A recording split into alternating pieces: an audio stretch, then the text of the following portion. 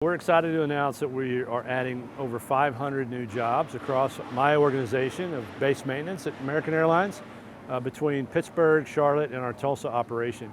Here in Pittsburgh, we've added over 180 already over the last 2 years, and we're adding another 44 between now and the end of the year for changes that we're making in 2025. And those changes are to take a lighter C-check that we're doing, a line of lighter C-checks that we're doing here today, and moving that to Charlotte and bringing in a heavier C-check.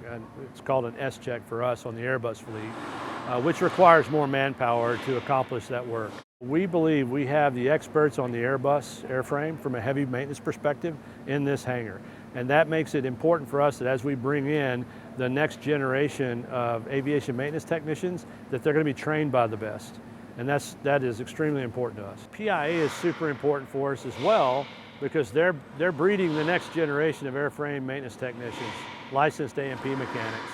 And so for us, we know that Pittsburgh is a foundational strategic environment for us for the future, and we want to make sure we continue to leverage this facility.